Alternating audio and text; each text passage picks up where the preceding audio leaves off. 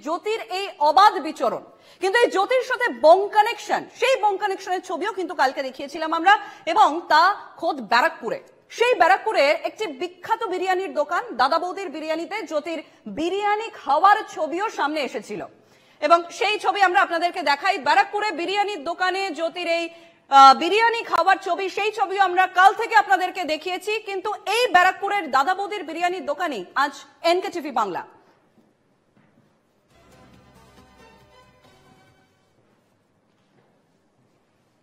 বিখ্যাত বিরিয়ানির দোকানে, সেই বিরিয়ানি দোকানে একেবারে ফার্স্ট ফ্লোর ঠিক এই টেবিলটাই কিন্তু জ্যোতি মালহোত্রা বসেছিল। এখানে বসেই সে বিরিয়ানি খেয়েছে এবং ভিডিও করেছে, এবং এখান থেকে তারপরে এখান থেকে শেওড়াফুলি চলে যায়, এবং শেওড়াফুলিতে গিয়ে যে ভিডিওটা দেখা যাচ্ছে সেখানে কিন্তু আলো জ্বলছে, অর্থাৎ সন্ধ্যা হয়ে গেছে। আর এখানে এসেছিল ঠিক সকাল 11টা নাগাদ। এখানে প্রায় 1 ঘন্টায় থাকার পর সেখানে বেরিয়ে যায়।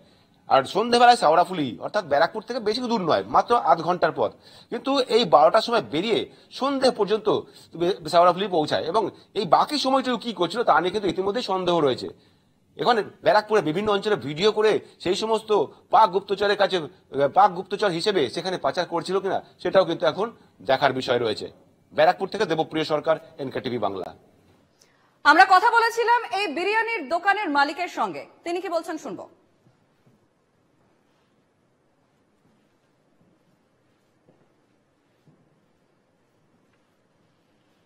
সঞ্জীব বাবু, আপনার এখানে এসেছিলেন জ্যোতি মালহোত্রা, কবে এসেছিল কি জানতে পারছেন?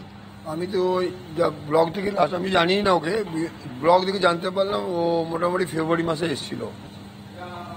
এবং দেখো খাবারটা ইউটিউবার তো উপলক্ষ মাত্র ছিল ওর কাছে ছিল বিভিন্ন জায়গাগুলো, আমাদের আমাদের ব্রিজ হলো হাওড়া ব্রিজ, আমাদের Barrackpore air force, Bengal police headquarter বা ফারাক্কা ব্রিজ, অনেক কিছু আছে যেগুলো আমাদের ভারতবর্ষে অনেক কিছু আছে। এইগুলোকে আমার যা মনে হয় পাকিস্তান আমাদের সামনাসামনি লড়াই করতে পারবে না।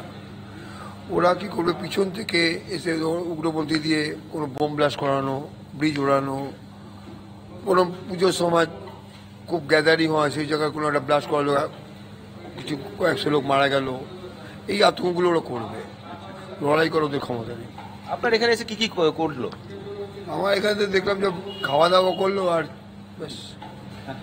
তারপরে তো দেখলাম শেওড়াফুলি পৌঁছালো সন্ধ্যেবেলা, লাইট জ্বলছে দেখলাম মার্কেট প্লেসে। শেওড়াফুলি যখন ক্রস করছে তখন লাইট জ্বলছে। আর আমার এখানে এসেছিল 11টা নাগাদ এসেছিল, এবং 12:30 নাগাদ 12টা নাগাদ বেরিয়ে গেছে। ততক্ষণ কি করছিল ভাবার বিষয় আছে এটা। হ্যাঁ, ডিফেন্সকে ভাবতে হবে অনেক কিছু। আপনি কি দাবি রাখবেন? আমি তো দেখবো এমন কিছু দৃষ্টান্তমূলক শাস্তি হোক যেন পরবর্তী কেউ যেন সাহস না পায়, অন্য কেউ দেশের খাবে আর দেশের খারাপ করবে, সেটা হতে পারে না। সত্যি অনেকটাই আতঙ্কের বিষয়, যেখানে একজন পাক গুপ্তচর হিসেবে কাজ করা উগ্রপন্থী যোগ সেই জ্যোতি মালহোত্রার এই ব্যারাকপুরে আসা কিন্তু অত্যন্ত আতঙ্কের, এবং তার কঠোরতম শাস্তি হোক এমনটাই দাবি জানাচ্ছেন এই জনপ্রিয় বিরিয়ানি দোকানের মালিক সঞ্জীব সাহা।